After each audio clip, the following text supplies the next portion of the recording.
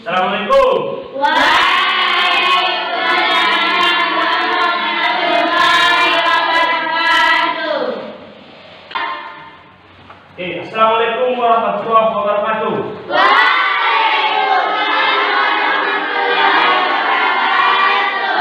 Selamat pagi bagi kita semuanya, anak-anak Ustadz. Pada pagi hari ini, gimana kabarnya? Apakah sehat semua?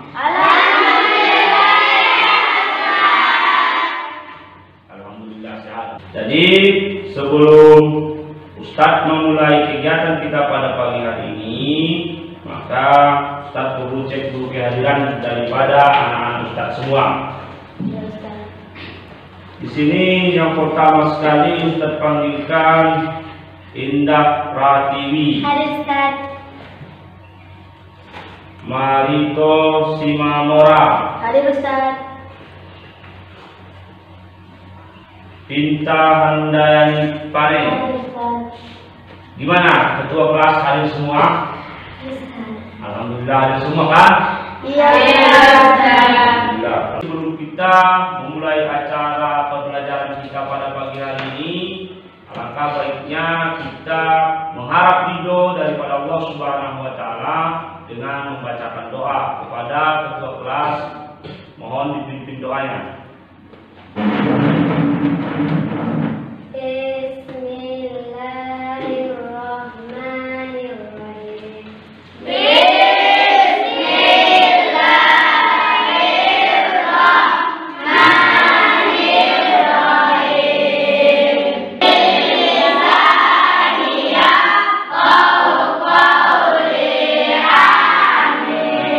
Gimana pada pelajaran kita ini? Apakah kalian semua semangat untuk belajar? Oke, kalau memang semangat, jadi berdiri dulu semuanya.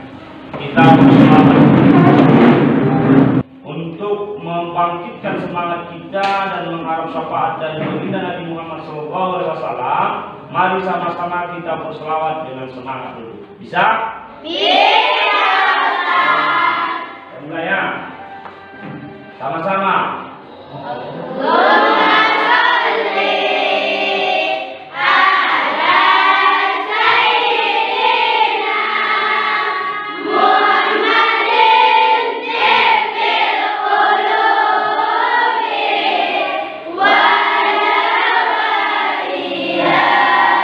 Tolong anak-anak Ustadz sekalian cek dulu kiri kanan samping belakangnya apakah ada sampah di kelas kita, karena kebersihan itu juga perlu untuk kita terapkan dalam proses belajar kita pada pagi hari ini. Gimana, udah bersih? Kita harapkan kepada anak-anak Ustadz sekalian, siapkan dulu alat tulisnya, baik buku, pulpen, dan laptop yang ada di depan kita, dibuka, dihidupkan. Jadi pada kegiatan kita pada pagi hari ini, Ustaz perlu sampaikan sama kalian untuk memotivasi diri kalian semua. Ustaz harapkan sama kalian, walaupun dengan suasana ataupun cuaca alam yang mendung, kalian tetap semangat dalam mengikuti kegiatan pembelajaran kita. Karena begini, perlu kalian tanamkan dalam diri kalian, catat di dalam hati, dan ingat selalu dalam pikiran bahwa dalam proses belajar mengajar, jika kita tidak semangat ataupun putus asa, maka tidak lagi berkeinginan untuk belajar. Jika kita tidak berkeinginan untuk belajar dalam suatu mimpi ataupun cita-cita kita, kalau kita tidak ingin, tidak semangat, putus asa dalam kegiatan belajar, baik di asrama, baik di sekolah, baik kegiatan malam, kegiatan siang, kalau memang kita putus asa, tidak semangat, maka apa yang kita mimpikan, apa yang kita citakan akan tinggal belakang. Dalam artian tidak akan bisa kita capai. Anak-anak Ustadz sekalian, pada kesempatan ini juga Tadi ada Ustadz berikan dan buka di laptop masing-masing link pretest. Jadi tolong dikerjakan pretestnya dengan menggunakan laptop yang ada di depan anak-anak sekalian. Paham? Paham, Ustaz. Silakan dikerjakan.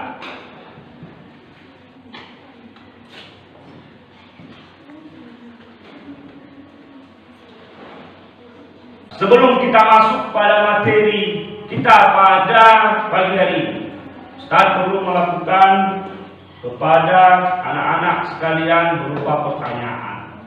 Pada pelajaran kita kemarin, apakah anak-anak Ustaz sekalian masih ingat apa yang kita pelajari? Yaitu masalah apa? Nah, jadi masalah bersuci. Pada kesempatan kemarin kita juga sudah belajar bahwasanya jika kita ingin melaksanakan suatu ibadah, baik dia ibadah berupa sholat, maka kita perlu untuk melakukan bersuci baik dari najis, hadas kecil dan hadas besar. Nah, jadi pada kesempatan ini kita akan mempelajari lanjutan daripada pelajaran kita yang kemarin. Habis bersuci kita mempelajari juga pada kesempatan ini tentang sholat. Jadi anak-anak Ustaz sekalian, Ustaz berikan dulu sebelum kita masuk pada materi suatu pertanyaan. Perbedaan daripada umat muslim dan non muslim, salah satu diantaranya apa? Ya betul, karena kalau orang muslim itu diwajibkan untuk melaksanakan sholat. Dan kalau untuk umat muslim tidak ada kewajiban bagi mereka untuk melaksanakan sholat. Pada kesempatan ini perlu Ustaz sampaikan kepada kita semua apa yang menjadi indikator ataupun tujuan pembelajaran kita pada pagi hari ini ialah yang pertama di sini kompetensi dasar kita pada pembelajaran kita ini sangat perlu kita memang pahami. Perlu juga Ustaz sampaikan sama anak-anak sekalian, anak-anak Ustaz sekalian, garis besar daripada kegiatan kita ini adalah sholat 5 waktu. Pengertian sholat 5 waktu, dasar hukum perintah sholat fardu 5 waktu, syarat wajib syarat-syarat sholat dan syarat sah sholat, dan yang terakhir rukun sholat fardu 5 waktu. Pada kesempatan ini terkait materi kita adalah tentang sholat. Ustaz coba tes daripada awal sebelum kita masuk pembelajaran. Kira-kira rukun sholat itu 13 perkara, betul. Sholat itu ada. Inilah yang akan kita bahas. Sholat fardu 5. Yang pertama pengertian sholat fardu menurut bahasa. Menurut bahasa, sholat fardu ini adalah berdoa ataupun bersoal meminta kebaikan. Pengertian ini selaras dengan kandungan ayat Quran surah At-Taubah ayat 103. Bismillahirrahmanirrahim. Wa sholli alaihim inna sholataka sakanat lahum. Yang mana artinya berdoalah untuk mereka, sesungguhnya doamu ataupun sholatmu itu menumbuhkan ketentraman jiwa bagi mereka. Dan yang menurut istilah sholat itu ialah merupakan suatu perkataan ataupun perbuatan tertentu yang dimulai dari takbir dan diakhiri oleh salam. Jadi selanjutnya pembelajaran kita adalah hukum dasar daripada hukum sholat. Sholat ini hukumnya wajib. Sholat ini hukumnya wajib.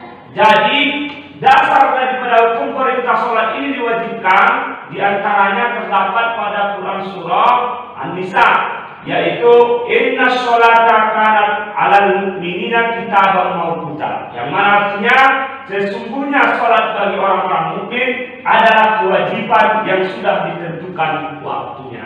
Selanjutnya Rasulullah juga bersabda, yang mana artinya Islam ditegakkan di atas 5 perkara. Bunyal Islamu ala khamsin. Yang mana artinya Islam ditegakkan di atas 5 perkara, yaitu bersaksi bahwa tidak ada Tuhan,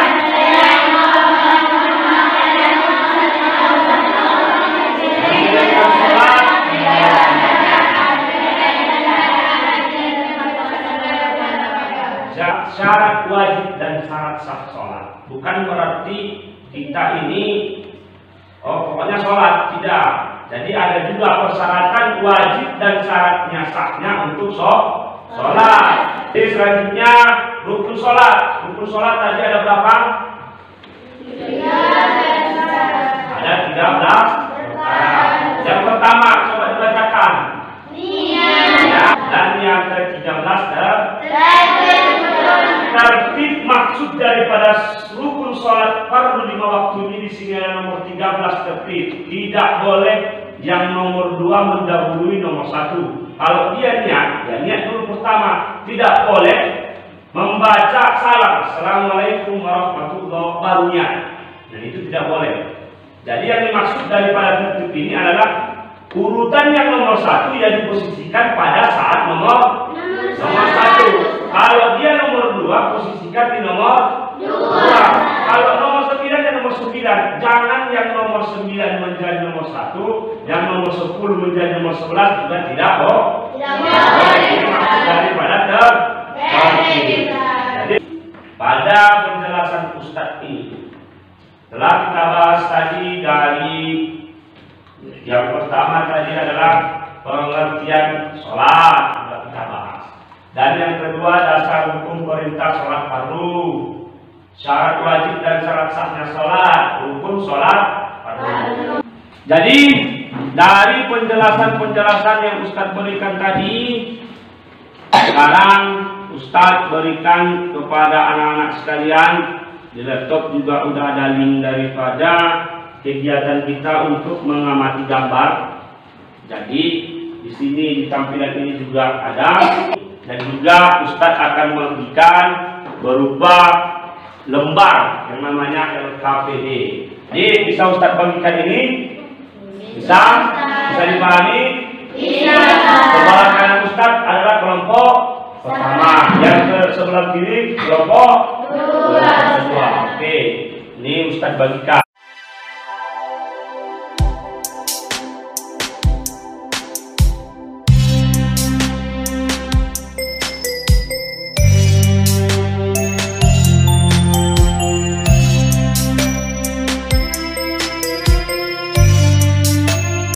Dari kelompok 1, Ustadz harapkan maju ke depan, sampaikan dari kelompok mana, siapa namanya, dan sampaikan hasilnya.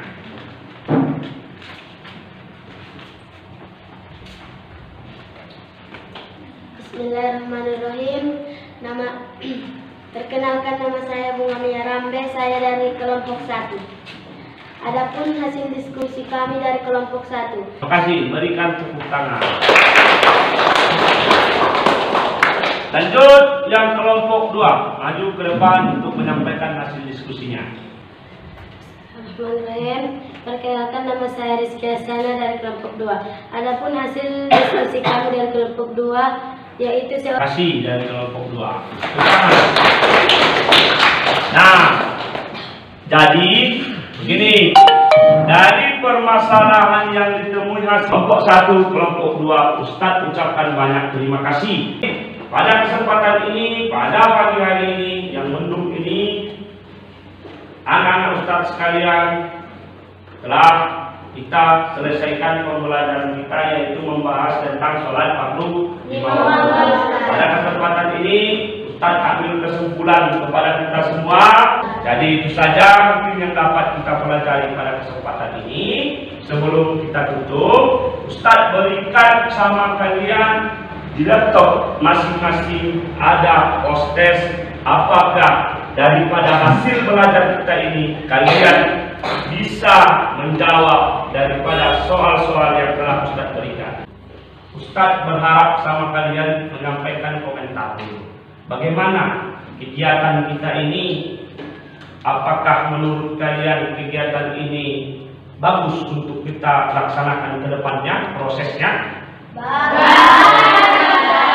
Dan sebelum kita tutup acara ini, Ustadz berharap sama kalian dan berharap pada diri Ustadz juga sendiri, mudah-mudahan kegiatan pembelajaran kita ini dapat bermanfaat bagi kita serta diridhoi oleh Allah Subhanahu wa taala hingga kita menjadi insan yang beriman, insan yang berilmu, insan yang bertakwa kepada Allah Subhanahu wa taala. Amin. Amin. Jadi untuk menutup kegiatan pembelajaran kita pada pagi hari ini, Ustadz harapkan dengan keikhlasan hati kita masing-masing harap ridho daripada Allah Subhanahu wa taala dengan menutup mengucapkan hamdalah mungkin itu saja yang dapat Ustaz sampaikan. Kurang dan lebihnya saya mohon maaf dan mohon ampun kepada Allah Subhanahu wa taala. Ustaz tutup kegiatan pembelajaran kita pada kesempatan ini, dan untuk ke depan kita akan membahas tentang sunnah-sunnah daripada sholat lima waktu. Mungkin itu saja. Tertutup. Assalamualaikum warahmatullahi wabarakatuh.